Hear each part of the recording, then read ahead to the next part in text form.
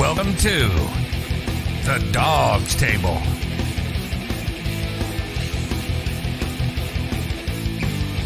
Hosted by Craig Fountain and Jared Fatty Bates. Get access to special guests,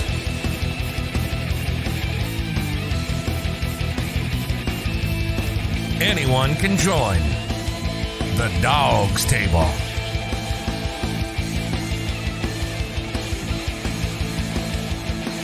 Find the link to join the show in the comments when we go live every Tuesday at 8 p.m. Eastern on YouTube, on Facebook, on Twitter, on Periscope, and everywhere on the Big Play Network.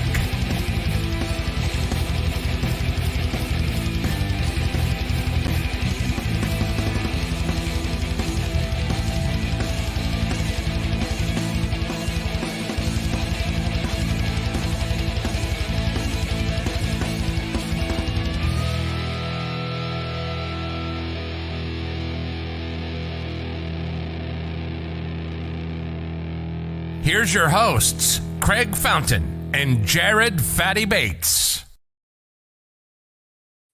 We are live here in beautiful Cleveland, Ohio, after a stomping of the Northern Kentucky Bengals. All right, let's go, Craig. Love it. That was a shot at French right off the bat. I hope he's watching. What a week though. Victory Monday.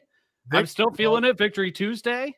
I know, and we have a special guest waiting in the wings. I cannot wait because I'm starstruck right now.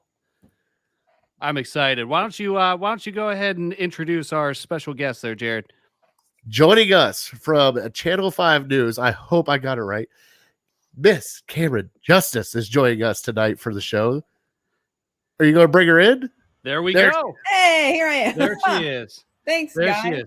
Yep, thanks for joining the show. And we have a lot to talk about, man. There's a lot that went on today.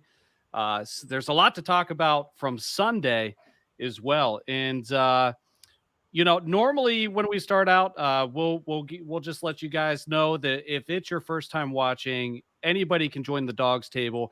We're going to post a link in the comments after we get done talking to Camryn Justice here, and you guys can come in and chat. But if you have questions for us or questions for Camryn, feel free to post them in the comments. We can display them just like this. We can address them, and we'll get the conversation going.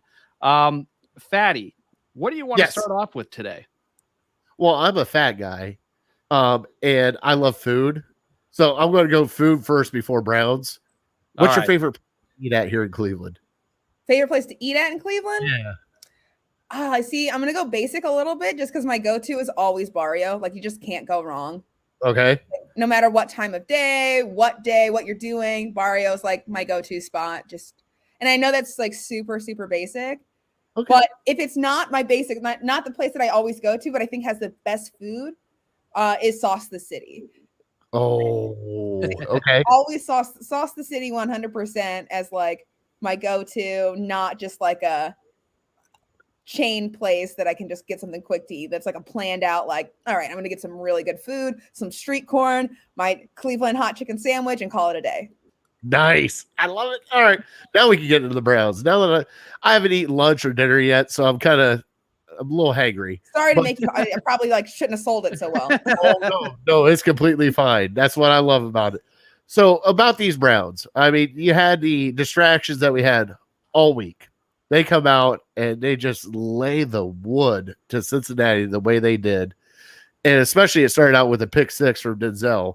I mean, how did you feel about this game going in? Because I was kind of nervous at first because I thought they might come out flat, but they just came out with their hair on fire. Yeah, I mean, I kind of thought the same thing. I thought maybe the events of the week prior would be in their head a little bit. If not the players, maybe in Stefanski's head a little bit. But I did think that it was still going to be a game. I didn't think that it was like they were gonna go out there and fall flat on their face and just, call it a game and they were gonna fall apart. I really did think that there was still a chance for them to like get it together, especially because it was such an important game. The game was on the line, and they had talked about rallying together. Did I think it was going to look like that? No, okay. I did not. That was unbelievable. They came out blazing, like on fire from Denzel Ward, but the offense and the thing about it was, this entire season you've had games where the offense has looked good and they've been firing on cylinders and Baker looks good and the receivers look good and the running back looks good and like that run game's established, the tight ends are being used right, and you're like, okay, this offense, I see the identity. And then you've had games where the defense is like, okay, I see what Joe Woods is thinking here. I see what he kind of wants to get at, but hasn't been able to put together. You get these flashes of like, this is what the defense could do. And they'll go off. You get the flashes of greatness, like in the Bears game with, more, like 9 sacks, like that. Like that's crazy. That's insane. And so you've seen these two different sides of explosiveness and the talent that they each have, but you haven't seen them in a game together. And that's what Sunday, I think, set Sunday apart, is that the offense looked really good and looked solid, solidified, and together. The defense looked really good together, solid. Just like overall, it was a cohesive game. They brought it together on both sides of the ball, and then special teams, they did their thing. They didn't like make anything super crazy happen. No horrible returns or anything like that. So they all did their job and they all did it together cohesively in one game. And that's why I think you saw that giant score. And I don't think anyone has really seen that yet, because it hasn't happened where all sides of the ball are working together in the same game. Do you think they can actually keep this gel going here on out? Because of that's why we have the addition by subtraction as our wonderful quote, because we haven't got into the Odell stuff from last week, and I really don't want to get into it, me personally. Too bad. But I know you're going to get into it later. But I mean, do you think, because we've been waiting so long for this has been 8 weeks in the making of trying to figure out what this team is and getting both the offense and the defense on the same page. Do you think they can keep it up for the run that they need to do to get into the playoffs? I think they need to, and I think they should be able to. They have, the groundwork to make it happen. The only thing that now gets in their way is what's happening right now. And I don't know that necessarily it gets in the way. I think they still are really good about that next man up mentality. But when you lose, there's still like a small percent chance that Nick Chubb and Demetric Felton have 2 negative tests 24 hours apart, but not looking promising. So the odds are that Dearness Johnson is your only running back going into it. They just signed Brian Hill, so he's on the practice squad. So you've got a one more player, but they are missing almost an entire unit.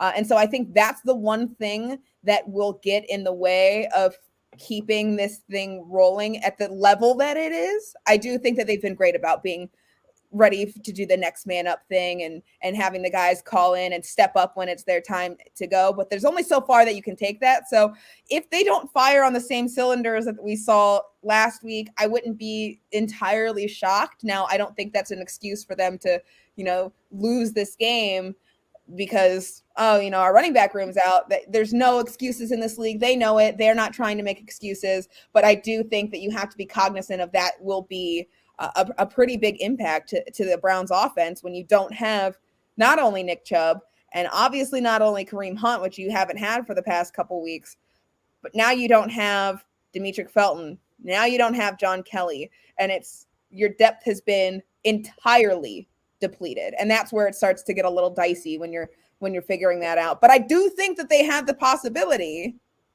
and the probability with what we've seen from them to be able to step up past that and not let it affect them too much.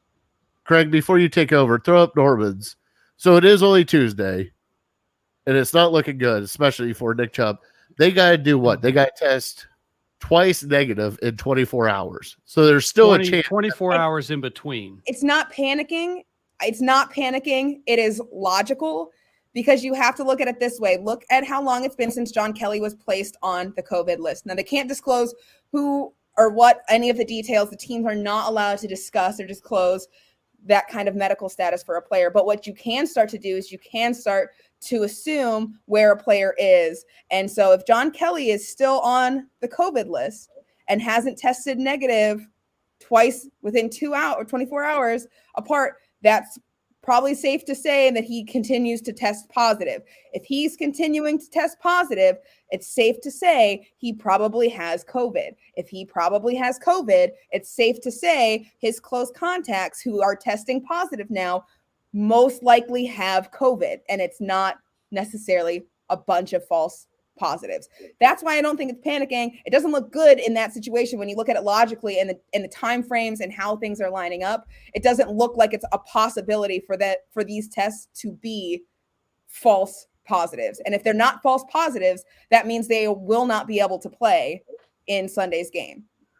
Yeah, and regardless of whether they're vaccinated or not, I see Norman also mentioned they are vaccinated, which it was confirmed that Chubb and Felton at least were vaccinated, I believe. But that if they get a breakthrough case, it's still a case of COVID. It still takes time. So they have to go through whatever that period is, and everybody's different. And then they have to have a negative COVID test 24 hours and then another negative COVID test. And we're in Tuesday. So, I mean, we do have a pretty short period of time before we get into that. All right, so here's something interesting. Redleg said, same as Jets last year, playing a game without a receiving core.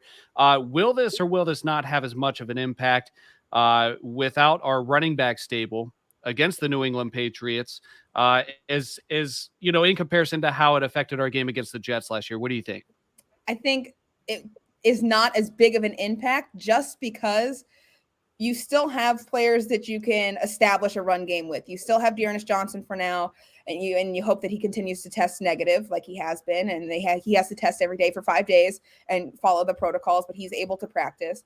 But you still have Dearness Johnson. You've signed a guy on your practice squad. You've got fullbacks that you can use. You've rushed with Jarvis Landry before. You can still establish a rushing attack against the Patriots.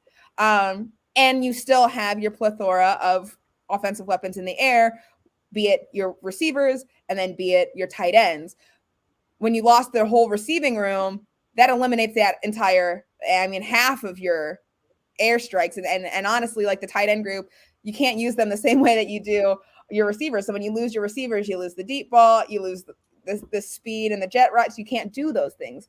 And so I think that's a bigger impact than losing your running backs like this, because Nick Chubb is not something that you can replace, but you can still kind of wear out their offensive line. You can still try to get your rushes in there and attack that way on the ground, in a sense, with the other guys that you have, even though it's not too deep, and then you still have your entire passing game ahead of you. So I don't think that it's the same kind of impact.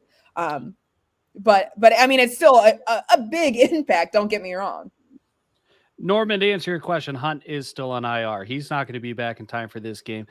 He's still got a ways to go. And, even once he's eligible to come off IR, we have to kind of cross our fingers and hope that he's ready, to rejoin the squad. So we're going to have to see there.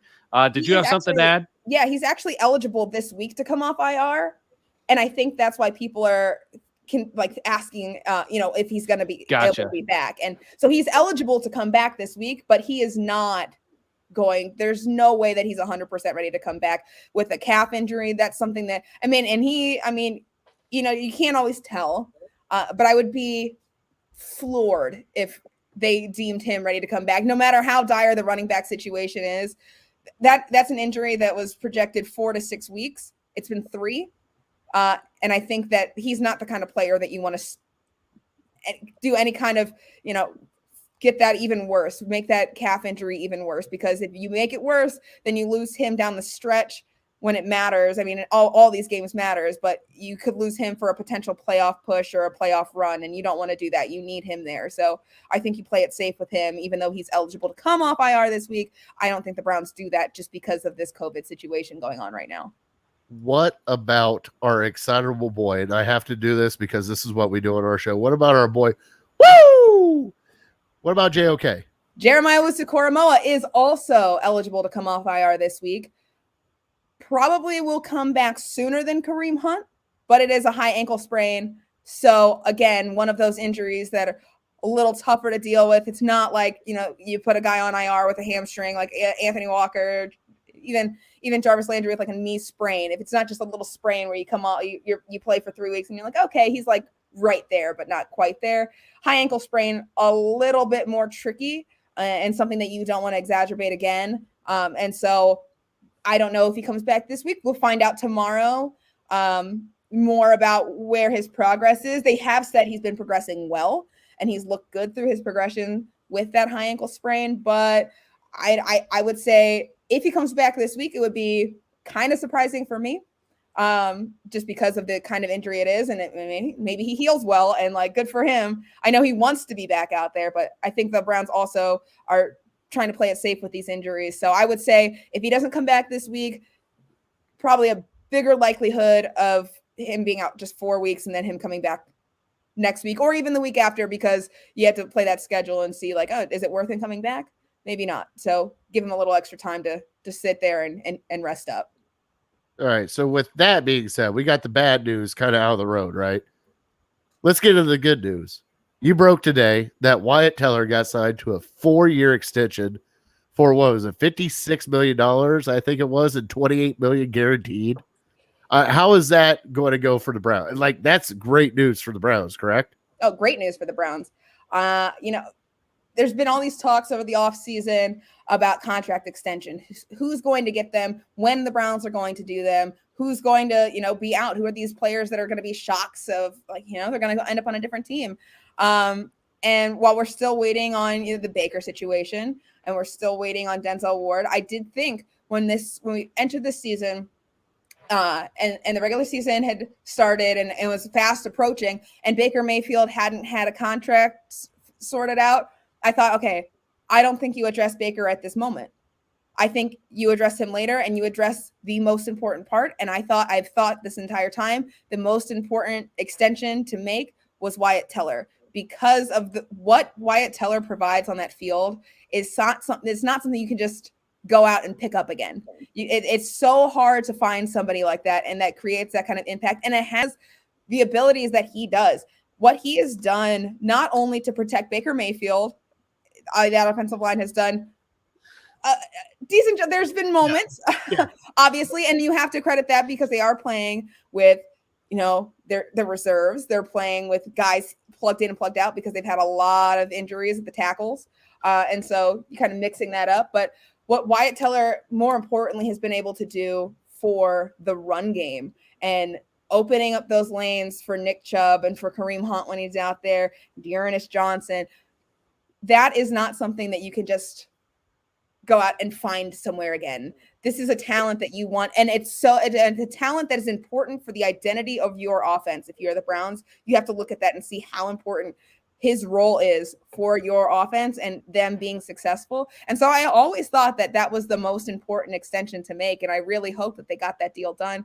And I think some of the things that happened this past week and the moves that were made off the roster, I think helped fuel that push. And then, I can't confirm that the can. I'll say it for you because OBJ is just gone now. That's made room. I think that opens it. Yeah, it opens it up a little bit and opens the conversation. And I can't confirm, but I'm just saying that if I was Andrew Berry and I saw Wyatt Teller make that pancake block like he did on Sunday, I'm on the phone with his agent and I'm like, let's get this deal done. Oh my goodness. Because that play was unreal. Yeah, the one where he actually looked like Goldberg at WWE and just speared him. Just straight. I love every time I see the video, I put it slow-mo and just watch it back. Like, yeah, there it is. I've seen memes going around already that are just a still of him midair making that hit.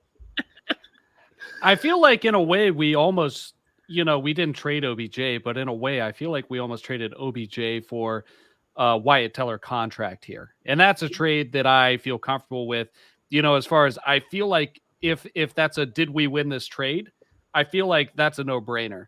And the timing is curious, pancake blocks aside. I think that really paved the way. But here's the question, and Red Leg is asking this: does the Teller signing secure Baker's contract? Let me get your thoughts before I give mine. Securing it, I don't know that it did anything to secure it. I do think that the Browns want Baker Mayfield as their franchise quarterback. I think that's already been secured. Now it's a matter of getting these contract extensions done with players who might not, have been here. Wyatt Teller might not have been here if this didn't get done right now. I mean, he's the kind of talent, and he's at a position a lot of teams would be interested in. The Bills right now are hurting bad, looking back at that trade and seeing like, wow, we could have really used a guy like Wyatt Teller. and so you have teams that would love to have his kind of talent on their team. And so you have to lock that up if you're the Browns. And I think doing that is like a priority one. That Baker Mayfield is the guy that you want to go with. I think that they're very confident in that. And now it's just at this point, evaluating what you can do with the other players, figuring out the contract. Andrew Berry is very good at like structuring things in a way that makes sense for the team and for the players. And so that's it kind of gets that going and allows that to structure itself. And then you can start to negotiate with Baker. And then at the same time, while you're doing all of this, your season's going. So you get to continue to evaluate Baker Mayfield and see where he progresses to and continue watching that before you make your decision on that contract extension, which then you can, the Browns can go to Baker with, here's an offer. Baker's representation can say, no, here's what we're looking for. And you can kind of mix it up and it kind of gives a more strict shell for the Browns of offering that to Baker Mayfield, and then allows Baker Mayfield to kind of negotiate for himself and see like if he's worth more than what the Browns are offering. And at the same time allows the Browns to say, here's maybe a more team-friendly deal. Here's the guys we have around you. Like this is what we've created for you. Take it or leave it kind of thing. I don't know if I don't think it's necessarily that, blunt where it's a take it or leave it, but it's more of you're figuring out that contract in the sense of the entire team overall and all these positions that you can put around him, his weapons, and then on the defensive end too, you got to figure that out. So I think that it doesn't necessarily secure it, because I think it's already secured that they want to move forward with Baker Mayfield as the quarterback. It's just how they're going to do that, how much money they're going to pay, how long they're going to make it, and how those two parties are going to figure out that contract in a way that makes sense for everyone. I think this is a win for the Browns front office, not just because we locked up the third best guard in the league, or, depending on what you're looking at, or I think that a big thing is that we're starting to see things come full circle, right? We haven't gotten a lot of chances to see the domino effect of the decisions front offices have made for this team. So, much like the kicker position over this past summer, when you go through camp and we had brought Wyatt Teller in, it was neck and neck. It's like, who's going to be guard? This is our 1 weak link. Like it could be this guy just as easily, could be this guy just as easily, could be that guy. We had a couple guys in the running.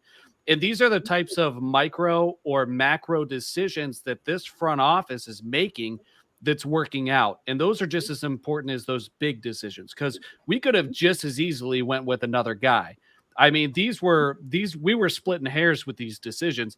And now not only did they make the right decision, this front office gets to validate that by signing this guy to a long-term contract.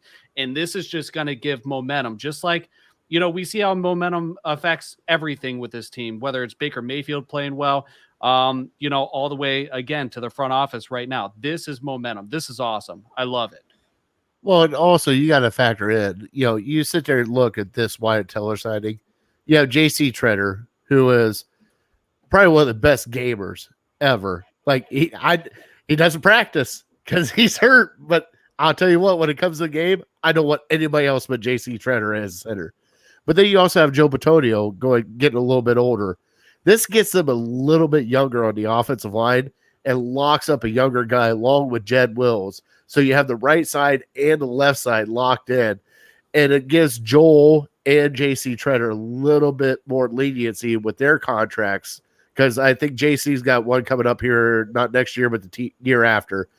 But it gives them a little bit of leniency at this point in time to lock up a right guard. You have your left tackle, you have your right tackle for now, and it lets you play with Hudson, Nick Harris, all the guys that you drafted, and see where they're at there, and see how you have to address the center and left guard position in the future. I'm not saying now. Like now, this probably one of the best offensive lines I've ever seen. This is unreal what Bill Callahan has done with this group. Even Blake Hance and the backups of this group. Hey, don't even Blake Hance. Come on, put some respect on a guy No, named Blake. I'm not. I No, know. I'm no. But I mean, it's like, you know, the quote I had last year was, they played great down the stretch. Their offensive line was pick and place. And I'm not saying there wasn't, but it's Baker Mayfield went up to Blake Hance, shook his hand the day before the playoff game and said, "Hey, you're my left tackle. Please don't get me sacked." I mean, that's where it was at. It was like, how are they finding these little gems that they are finding to put in? And I know Dorsey found Teller, but I mean, Blake Hance, DPJ in the 6th round, and what he did this game. I mean, they are finding diamonds in.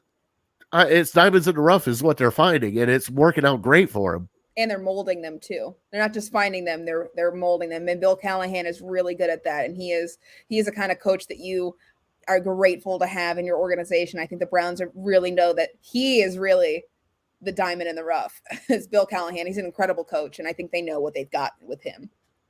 Now, before we move on, Camryn, I have to ask you: are you a dog or a cat person? See, I like both. Okay. I want a dog really bad. All right. I've been trying to get a dog really bad. I'm taking care of my mom's cat right now, though. So I guess I'm a cat person right now. But I'm trying. I want a dog. I love puppies. Is that a transition over to the That's next? a transition. You got a couple minutes here? Yeah. All right. Let's do it. We are going to go to our dog of the week.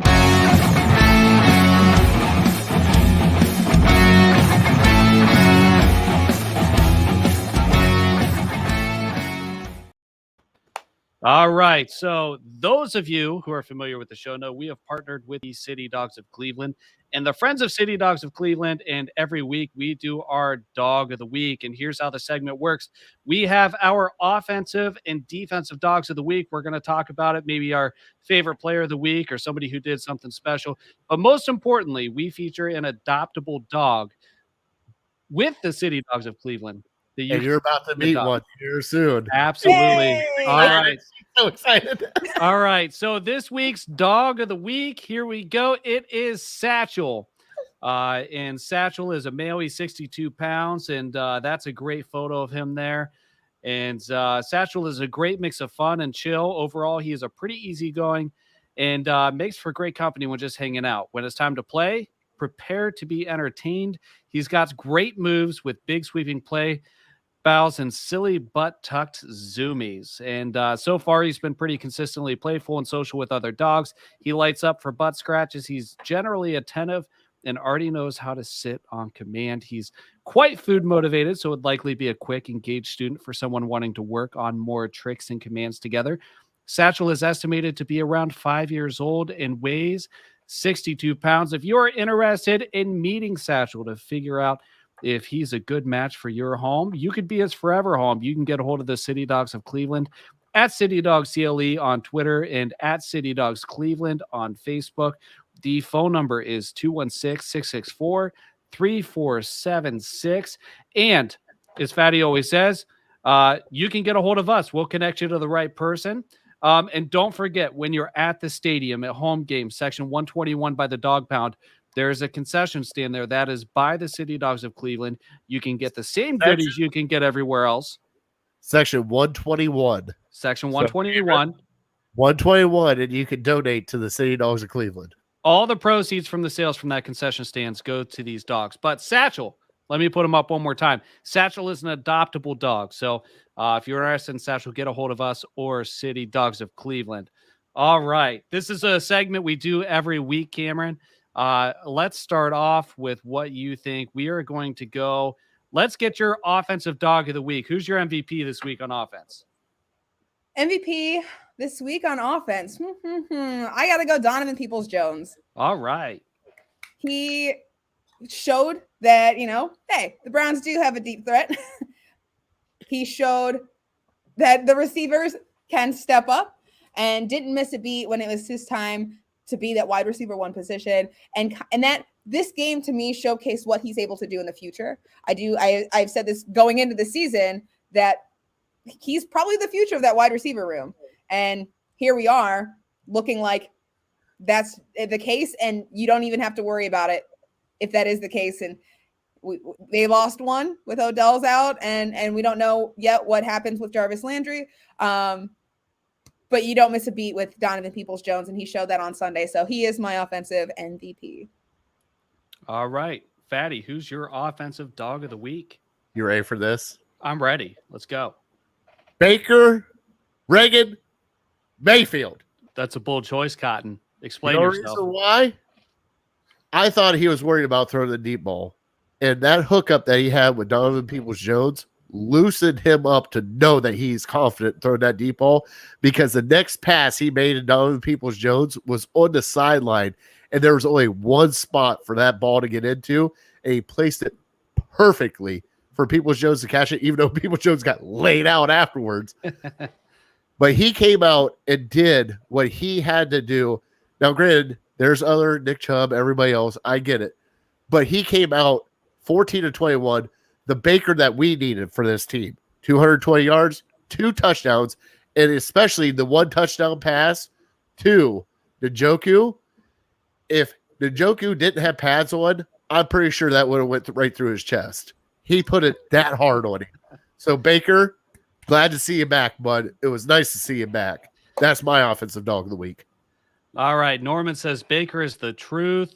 I'm going to go with Roger here. I'm going to take the low-hanging fruit. I'm going to go with Nick Chubb. That 70-yard TD run, that was expected to be a 5-yard run. So I was looking at the next-gen stats, and, he made something happen there. Special credit to Wyatt Teller, of course, on that run. But he got up to speed, too. He eclipsed 21 miles per hour on that run. So we all know that he's a beast and he's got that muscle and he's going to break tackles. We sometimes forget that speed when he gets into that open field. That's a bad man right there. He almost ran into the river as opposed to Donovan. He was running to the river. All right. So low-hanging fruit. That's kind of my MO, but all right, let's go to the defensive dog of the week. Cameron, who do you got? Cool. See, I'm going to go 2, but it's really my defensive dog of the week is just cornerback. We're just going to go cornerback, and it's all right. 2. It's 2. They're tied. It's Greg Newsome. It's Denzel Ward. Because I can't pick one or the other for obvious reasons. Denzel Ward, obviously. Oh, yeah. Come on. That low-hanging fruit. Low-hanging fruit. I never saw somebody suck so much oxygen out of a tank. Oh, I know. The entire time. Listen, he ran 99 yards. I would be over there the entire rest of the game with that oxygen mask on my face. That man, and for him to be coming back from injury, like this man has been sidelined and limited. And so, his first big play is a 99-yard return. Let that man sit on that bench. Let that man soak up all the oxygen he needs, because I would have done that whole tank and then another one. You know what the bad thing is I would have pulled a hamstring about the 5-yard line and just fell over. There you go. I'm good. Go ahead. I got it. He was explosive. He's the warden, right? We know this. And he showed that on Sunday, that from that play and the lockdown defense, the rest of the game, he was phenomenal. But I also have to tie that. He's got to be tied with Greg Newsome, because Greg Newsome, somebody said Baker is the truth. I tweeted this during the game. Greg Newsome II is the truth. That was an incredible pick in the draft. He is shaped up, we are midway through the season, and he's a rookie who not only looks like he's been doing this for a couple years in the league, but he acts like it too. I mean, you get him in pressers, and he's just so good. He says the right things. He says it in a way. He's a pro. He's a natural at this. But on Sunday, he's my MVP, because the way that they held Jamar Chase to next to nothing. That's that's it. It's a quintessential cornerback. He's exactly what you need. The coverage is there. His positioning always looks great. He plays the ball well. I've asked him about this. His hips are always set in the right position. He nitpicks at his game, which is even better. You love that because you give him all the praise in the world and he's doesn't let it go to his head. He wants more. He wants better. And so Sunday was just like that showcase. Like, all right, you've got two great corners. These guys are the truth. One of them's a rookie and it's just playing like he's been doing this for 4 years. And like, there's no question in his mind. So cornerbacks, defensive dogs of the week. Have no question. Fatty, can I jump in real quick here for 1 Go second? Go ahead. While we're on this topic, just so you guys know, we are doing a trivia giveaway later in the show. And listen, these are some items that are going to be given away, and there's a trivia question that has to do with what we just talked about. So get ready. You're going to have to come on camera. We're going to put the link in the comments. There's going to be some stuff up for grabs if you answer the trivia question properly. The big play reflog show. Here we go. What should the Browns players do if the NFL referees try to run into them on Sunday? Not RKO from Orlando Brown. Is that too old school of a reference? No, that's Like, good. You shouldn't do that. Stone Cold Stunner, RKO, Spear, Sweet Chin Music. I could just keep giving WWE references all day. All right, Fatty, who's your defensive dog of the week? I'm going to go the quarterback room, but I'm going to go with baby Myles Garrett Troy Hill with 3 sacks. And one of them was a Karate Kid style, chop the leg. I love that one. I started laughing like, you see how he swept the leg? He swept the leg. All right, I'm going to have to go with the low-hanging fruit. I'm going to take Denzel Ward. That was an incredible play. Yes. Again, just like Cameron said, all the oxygen he wants. I don't care. Give me more of that. Let's see that again. All right. So there is our dogs of the week, and Cameron, we appreciate you sticking around. I know you're tight on time, so we are going to go ahead and wrap this up. Anything you want to bring to the table before you go? We're a roundtable discussion. Like a topic to talk about? Yes. Yeah. Yes. I'm gonna leave and let you guys. You're just gonna like throw this out there. No. Before you go, we can talk about it. Oh, we can talk about it. Yeah. We got to talk about the officiating. That just popped up. Okay. What is happening? What are we doing here? What are we doing here? I don't know. It's Tom Brady. Tom Brady broke the officials. I'm going to go with that. I've been there with that for years. It's league wide. This is a problem. This is an issue. And I said something about it based off of last night's game, but there are people in my mentions saying that it's like favoritism. I don't think that I don't even necessarily think it's favoritism. I don't know what's happening. I don't think it's not one team specific. There's no consistency. And you can see it on my social media. I'm not shying away from it. I think the worst thing to ever happen to this season is the emphasis on taunting calls. Dumbest thing. I will stand by that until the day I die. Taunting penalties are stupid. Okay. I can understand. Okay.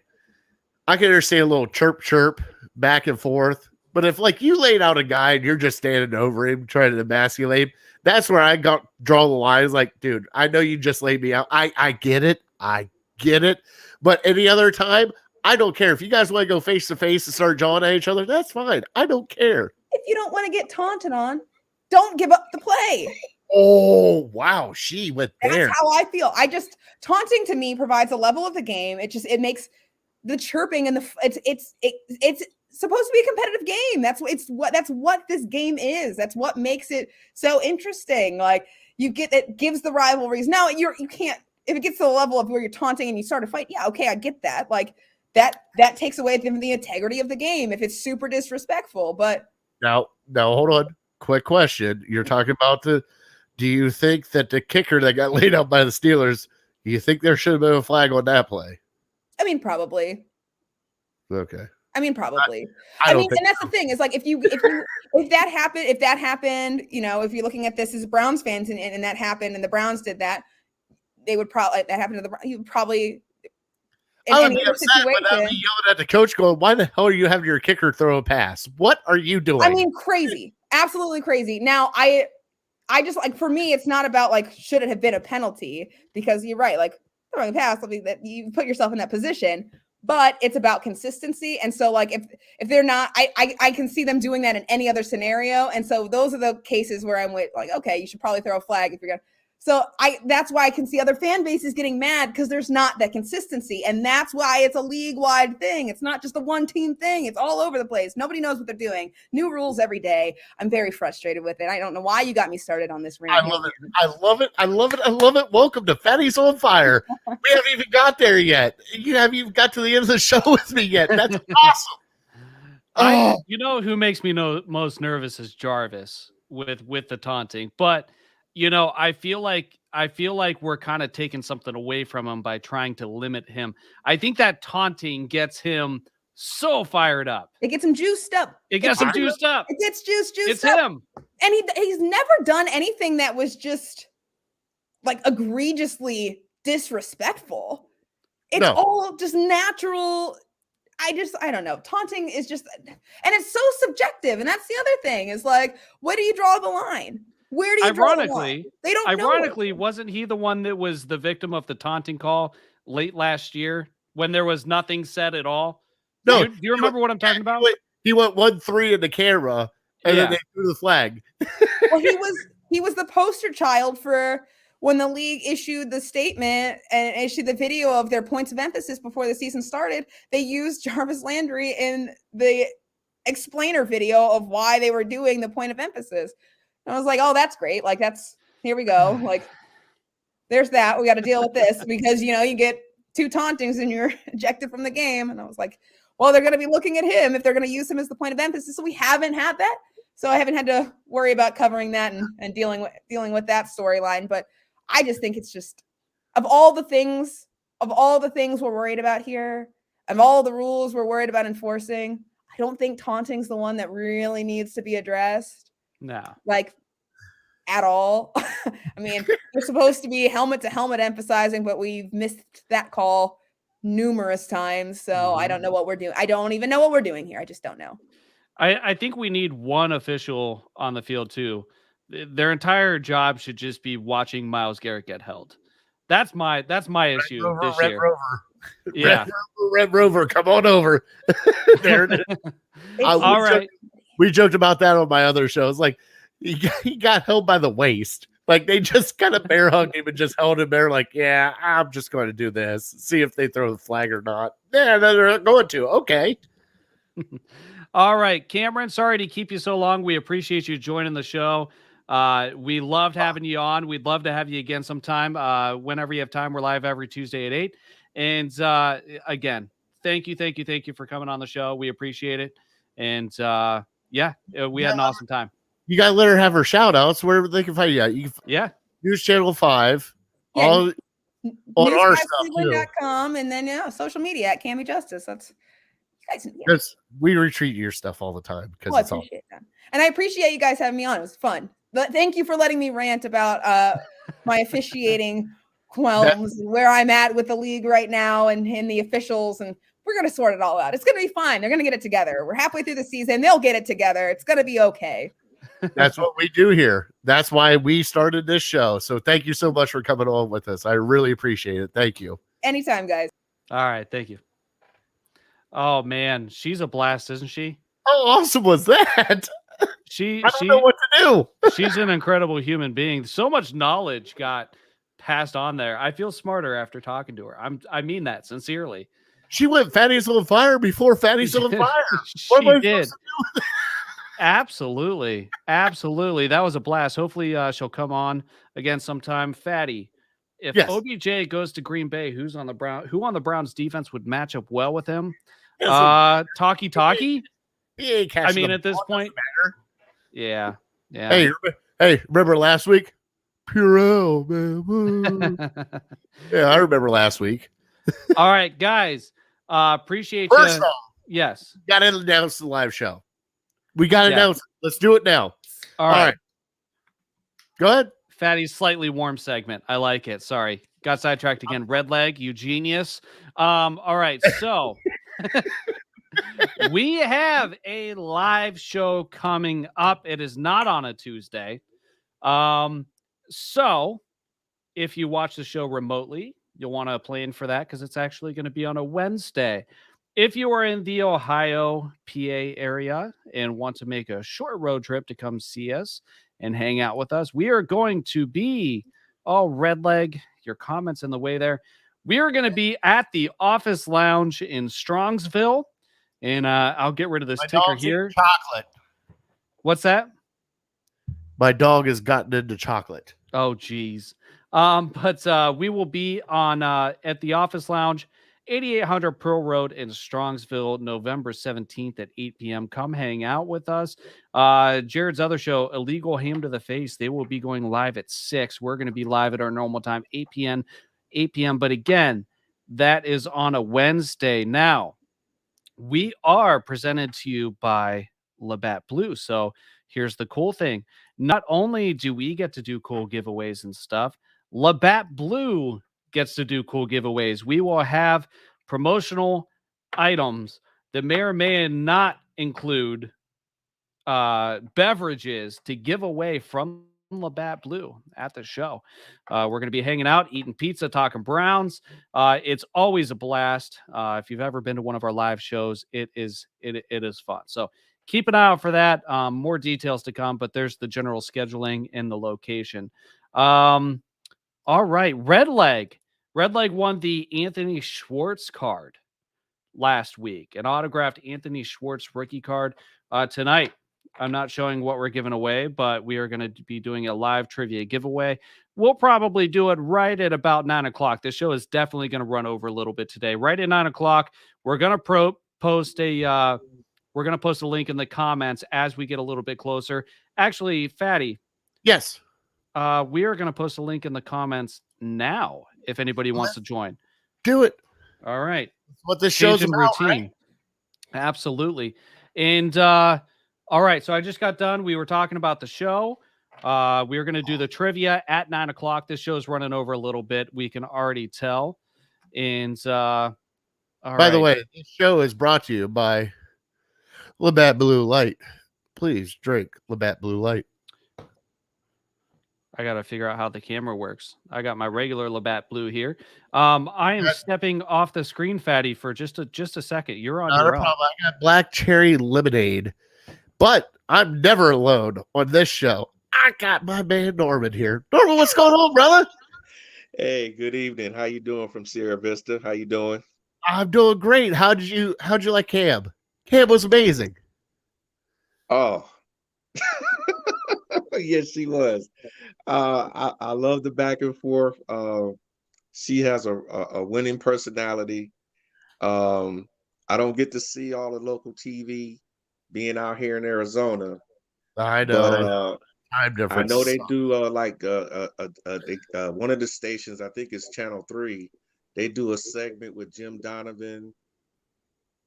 And forgive me for not remembering the other two. One is our Hall of Fame offensive guard, I think. Joe Thomas. Not that one. He's the future one. Joe Greco. Deacon. Oh, Doug Deacon. Yes. Yeah. Okay.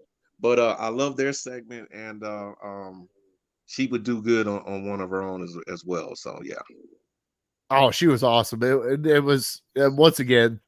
I can't thank her enough for coming on. That was awesome. Had a blast. We were really thinking we were going to get her for like 10 or 15 minutes. She's like, "Oh no, I'm good." And next thing you know, she's like, "I want to talk about the officials." I'm like, "Oh shit, here we go." Yeah, I want to talk about the officials too. All right, well, talk about the officials too. Let's go. Craig's back.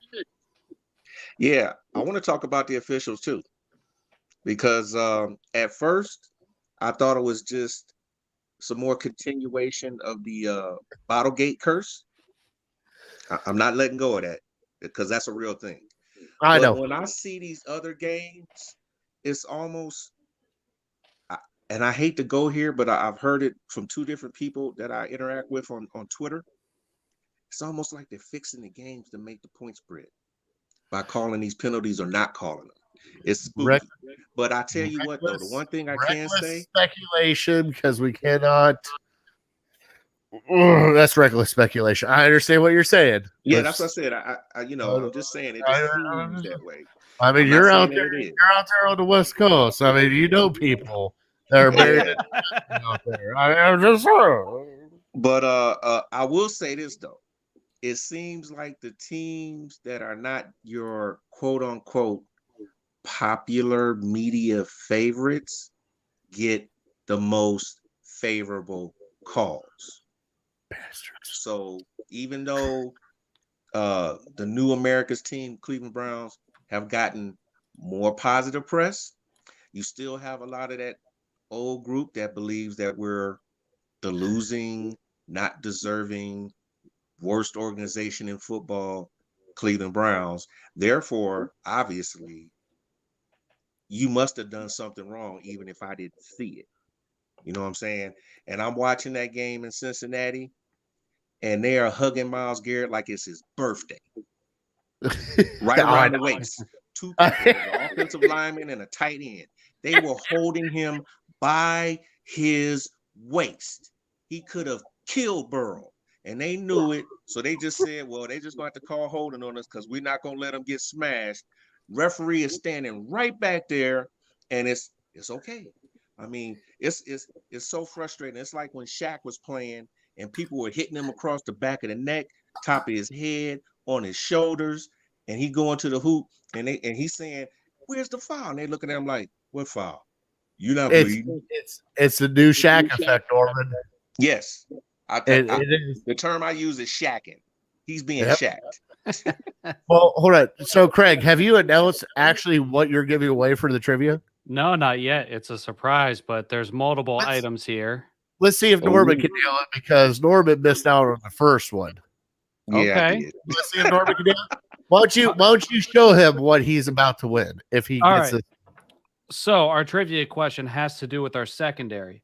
And our secondary, as we were talking about earlier, played a huge role in this game, and they played so well. So well.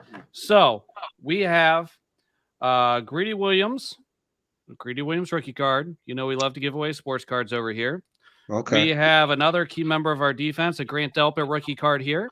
Oh, We have a Greg Newsome rookie card. That's a trifecta. And the iconic rated rookie, it is a Denzel Ward. Now, Boosh. these are the Browns players that can make their way onto your shelf or desk or mantle. But I'm going to throw in a Cincinnati Bengal here because quarterbacks are where the money's at when it comes to sports cards. And there is somebody who is very well sought after. And I'm going to throw in a Joey B rookie card here to go as well. So you got the Browns for the mantle and the Joey B hopefully for the bank account later on, right? So, Right. and he threw the picks. So we're going to put him in here ironically. So are we ready for the question, Fatty? Let's do it. All right. So I want to make sure I get this right. Denzel Ward's 99-yard pick six is the second longest pick six in team history. Who has the longest pick six return for a touchdown in Cleveland Browns history? I will give you one hint. It's happened since 1999. Since 1999. Uh-huh. And while he's thinking about this, me and Barry, who hasn't made an appearance, at least not yet. Barry's here? No, he's not. He's not. But me and Barry were watching the game in my living room. And when they brought this up on the telecast, they didn't name this player, which is why it's still a good trivia question because not everybody heard the answer. But me and BJ are looking at each other like, we don't know the answer to this. So if anybody else thinks they know the answer to this, they can jump on through the link in the comments just in case Norman gets it wrong. But Norman gets the first guess. Yes, he does. Since 1999. Who am I thinking of? All right. You know what? I'll give you a year. I'll give you what year it happened. And that should help you out. We'll see if you what your roster knowledge is like over the years. 2007. That was a great year for Browns.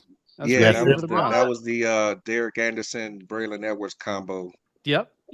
almost making the playoffs with a 10-6 record. See, Colts I know threw that stuff, but game. I just like trying to think of who was on the defense then.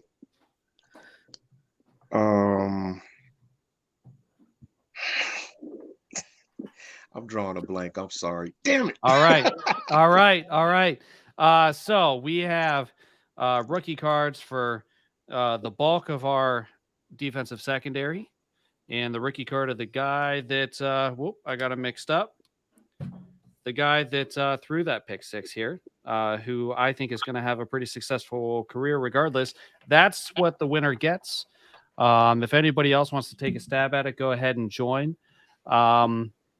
Fatty. Yes, sir. Twitter poll of the week. You ready?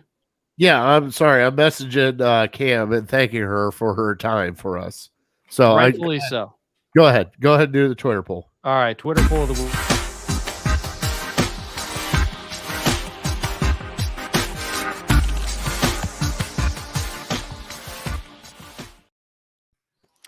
All right. So Twitter poll of the week, we asked, where do the Browns need the most improvement moving forward?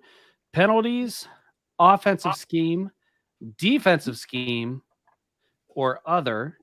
And that implies comment below. Fatty, where do we need the most improvement moving forward? What do you think? After watching this past game, the penalties.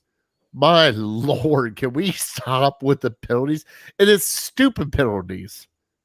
And they keep repeating. What do you think? I think that.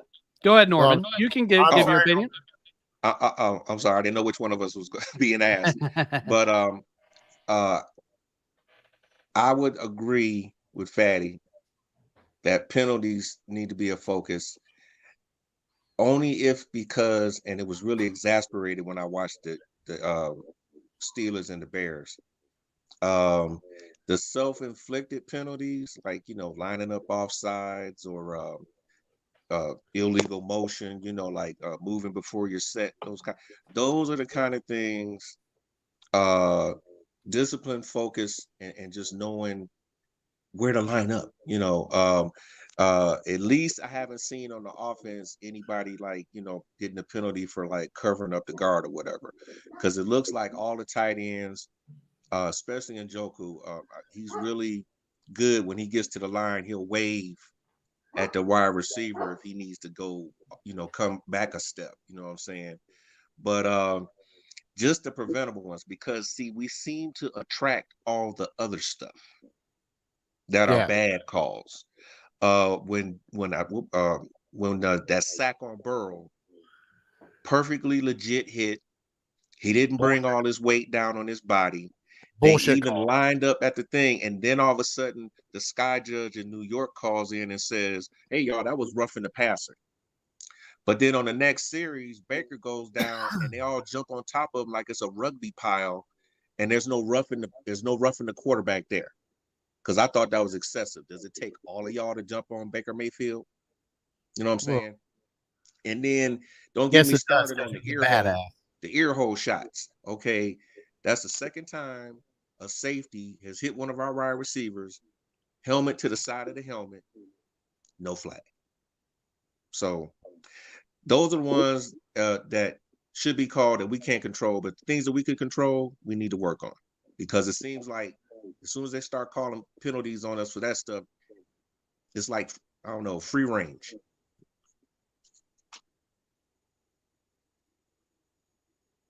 Oh, you're muted. You're muted. Unmute your mic. The dog was barking. I was yelling. What are you doing, you amateur? The dog was yelling. My Lord. Okay, I'm going with penalties, and my wife was screaming at the television every time a yellow flag left somebody's hand. I feel like, ironically, that 2007 season we were just talking about, if I remember correctly, there's nothing I remember more than Romeo Crennel. And if you were to play word association and say Romeo Crennel with me, I'd say yellow flag. Like, we're not Eric Mangini disciplined, all right? These guys aren't running gassers after the game on their way to the locker room. Like, I don't know what it is, which is incredible because Kevin Stefanski is an incredibly detailed oriented coach, at least, from what we can tell. And it amazes me that discipline is where we're falling short. Now, the refs don't help, but the bulk of the time, we're guilty of these false starts. But when we're seeing the 7th play in the row get flagged, that is frustrating. So frustrating. My wife's pacing in front of me. I feel like she's about to take my mic, but here's the results. Penalties, 86.1%. That is an overwhelming majority. I don't know if that means that was a terrible pull, but no. What we have, over 200 votes on this? We had a lot of votes. I don't know what the exact number was, but we had a lot of responses. Plus ours, and we all agreed it was penalty. So yeah. They got to tighten it up a little bit, but it was nice to see an actual team win. I mean, that's a bonus. That was the essence of it all. It was a team win. It was more or less, despite the penalties, a complete game. Okay, you had the defense line and secondary playing at a high level, working together. Whether we had coverage sacks or whether it was pressure from the front line that made things happen for the secondary. You had on the offense, Baker being his normal, accurate, incredibly accurate self. And when that play developed with DPJ, when he did that post, and he was opened up the seam, and all I saw was they had the camera back in the backfield, and they showed Baker winding up the throw. I said somebody must be deep because of the way his body language. And when I seen the ball sailing, I'm like, who's that down there? When I seen DPJ again making somebody a poster child, and he catches the ball, and I'm like, there you go. But I want to tell you something, which is why I mentioned Njoku as one of my offensive MVPs along with Chubb. Not only is he the best run blocking, pass blocking tight end on the team, he can catch the ball. He catches just about everything that's thrown to him.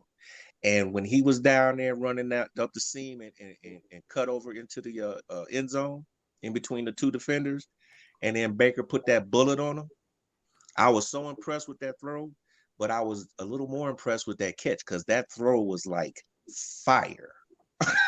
Hold on. Now, Norman, how can you not catch that? It hit him in the chest so damn hard that it left an imprint. Well, there have been some games. Matter of fact, what was it? The Steeler game where there was like an epidemic of drop passes. Yeah, but people were getting the ball in their chest. That wasn't a joke.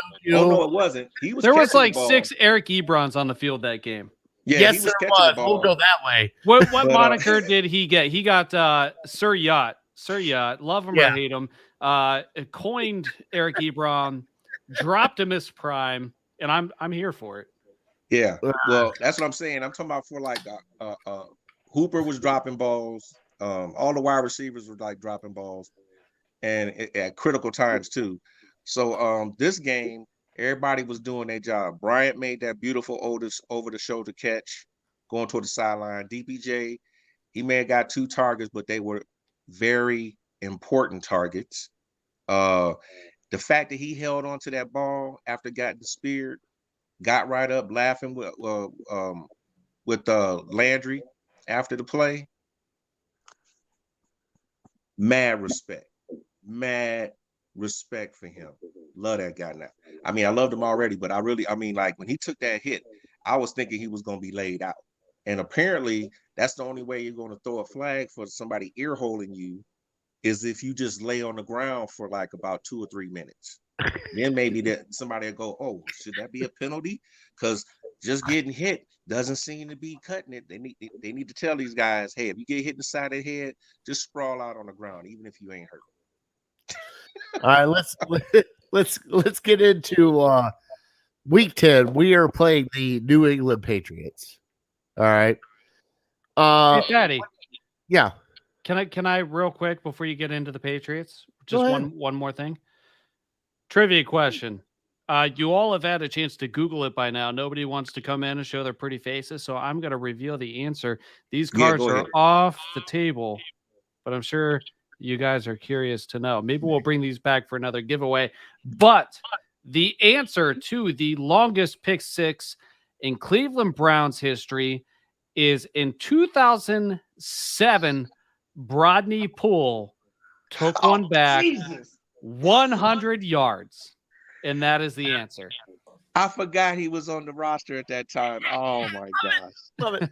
Now we are giving away stuff at the office lounge if you come out and hang out with us and have a couple drinks with us. I what? believe we're giving away some Labatt Blue Oh, free beer free beer. and or seltzers. We'll see what we got. We also might give away something else. We'll see Maybe. what happens. We'll see what happens. All right. So let's get into the Patriots game. We're at New England. All right. So we have the three of us here. Norman, what is your offensive key to the game for the New England Patriots? Running the ball. Oh, it's a rough week to say that. Yeah, I know. that is. That now I'm That's not gonna rough. say because I'm never half empty. I'm always half full. But see, to me, even if it's the threat of the run, if we can pop off some runs to the point where Baker can either play action or roll out to throw, the offense it clicks more. Okay. The one thing I don't want us to be is one-dimensional against anybody, especially against a Belichick coach team. Okay. So because of the fact that we don't know what the final status is going to be for Chubb and for Felton, I'm going to say the running game. All right, Fatty. What's your offensive key to the game? The trenches. I think this offensive line dictates this. Oh, wow. I had Oh no, we got you. All right. Because they need to do a lot of dictation on that line. Yes, they do. They gotta, if they can dominate the point of emphasis, they're gonna win the game. I love you, Fatty. I know. You are so red. I'm embarrassed now. And I haven't got the fatties on fire, and I'm embarrassed. Oh, I'm gonna go with Chris here. No turnovers. We've got some butterfingers lately. We got to stop fumbling the ball. Now, granted, Baker's done a pretty good job of taking care of it, right? Yes. But we need to stop fumbling the ball. Back to the basics. 2 hands. Keep 2 hands on the ball.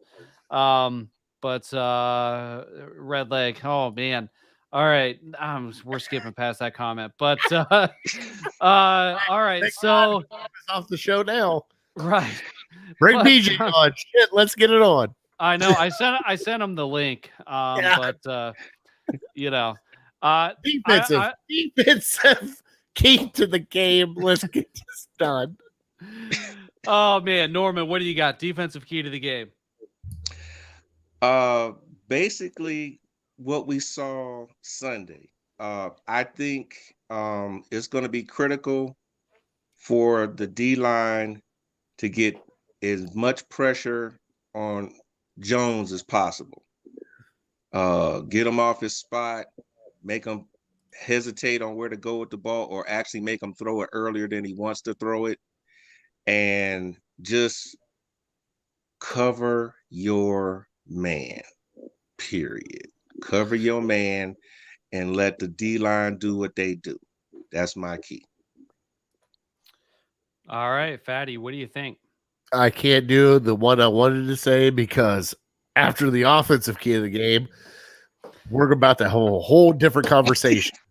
So what I want to see is man press. All right. I want to see their wide receivers completely shut down because they don't have a stud wide receiver. They don't have a stud tight end. If you could shut down their wide receivers, keep 8 in the box, see what man press does, because you did it this past week and look how great it did. And they listen to you, Fatty, because they listened to the extent that Romo on the telecast was saying, who in the world told these guys to run man press in this situation? Like, that is confidence, and it's almost reckless. This freaking guy did.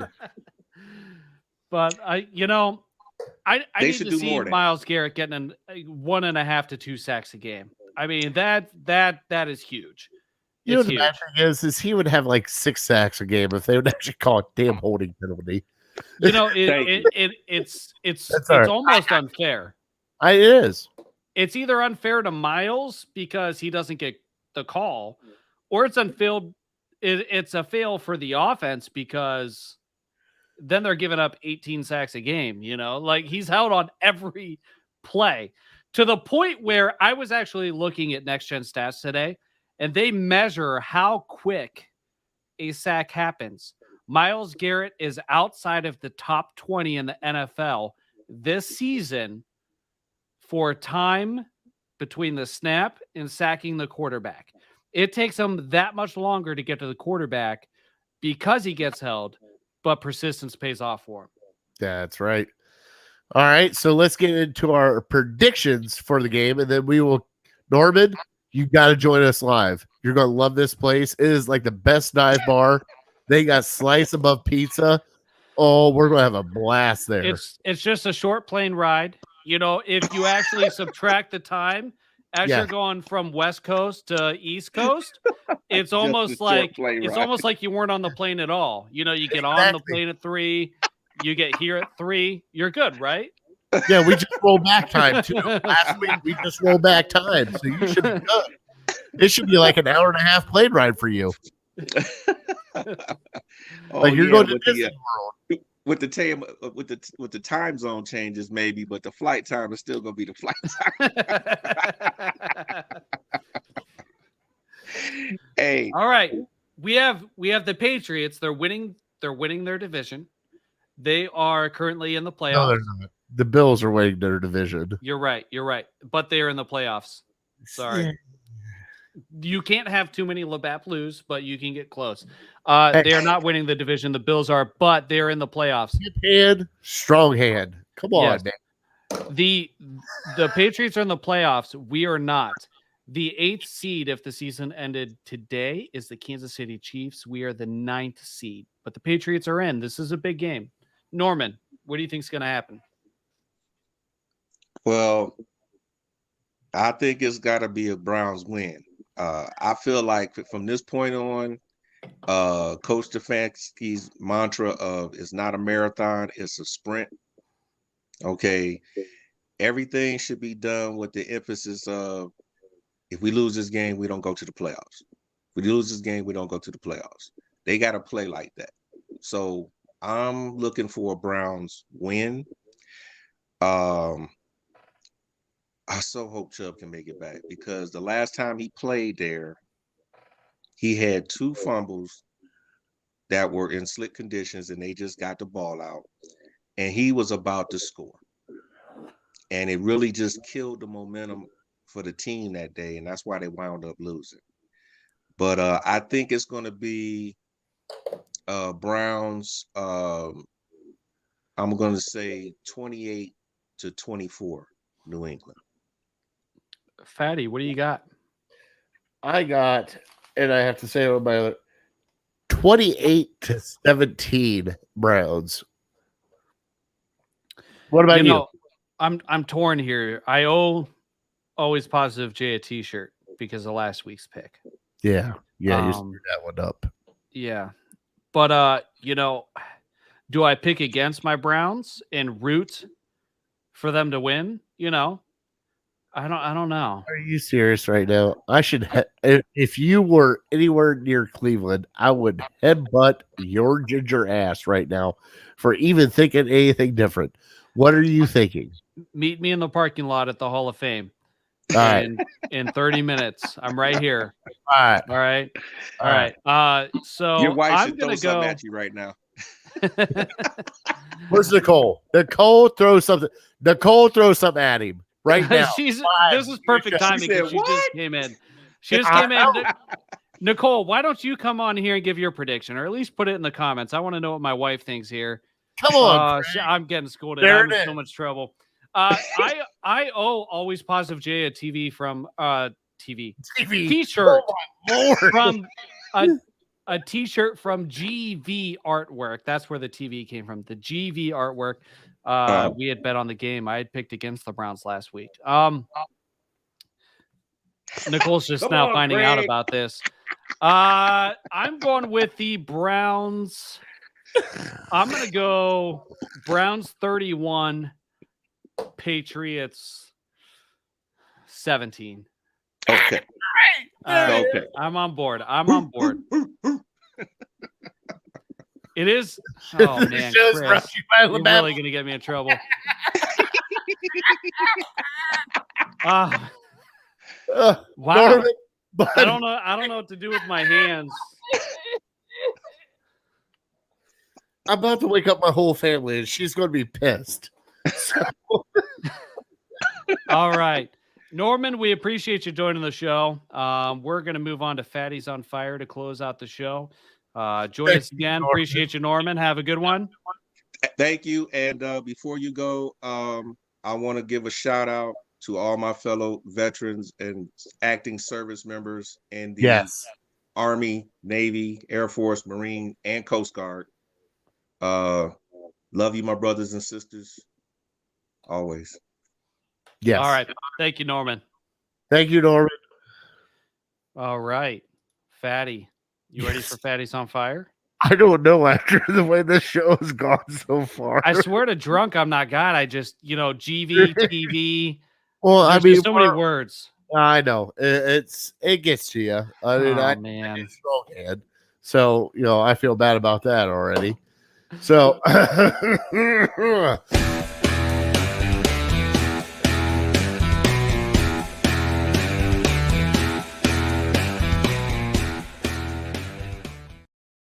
he can't even take the banner. There he is. He can't even take his banner off. I love it. I can't wait till next week. By the way, catch us live November 17th at the Office Lounge in Strongsville, presented to you by Big Play and Labatt Blue. So here's your Fatties on Fire. You know something? We won. I can't not be on fire about anything, can I? Yeah, I can. We actually had a complete game.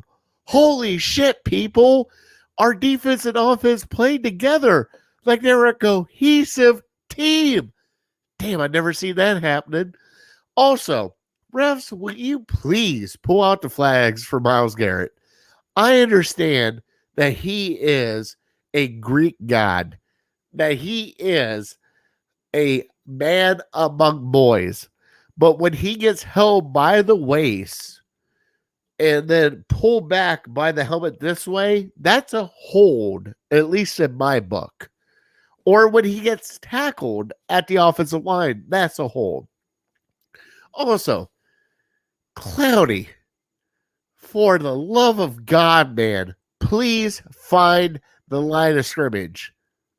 I love you, brother.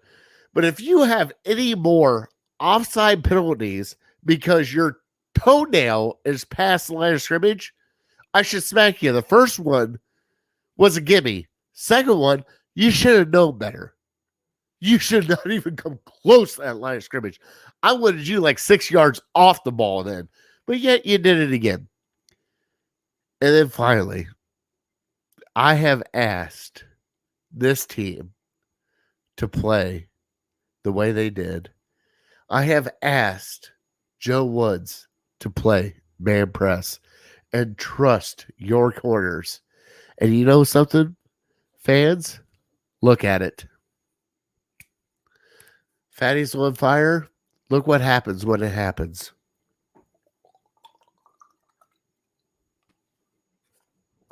41-16. Go Browns. Let's go. This was a great episode. It was way too long and way too short at the same time.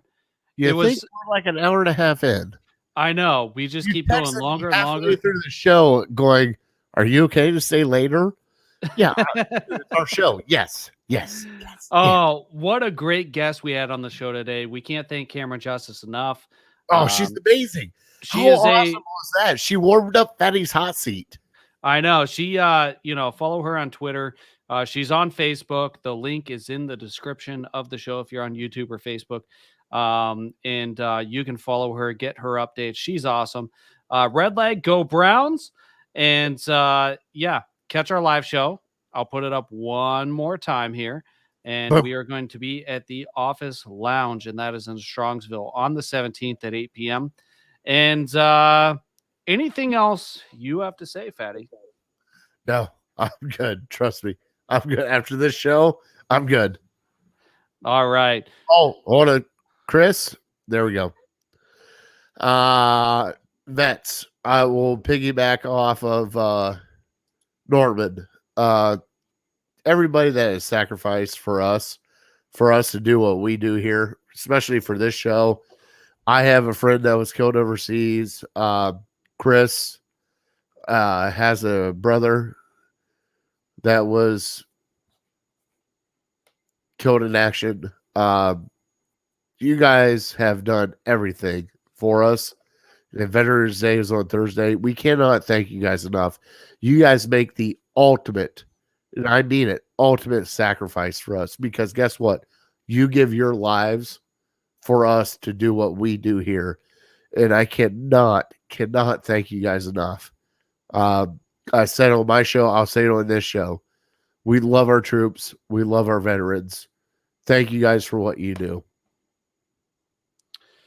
Yeah, absolutely. And with that being said, don't forget to thank a veteran. And we have those festivities coming up.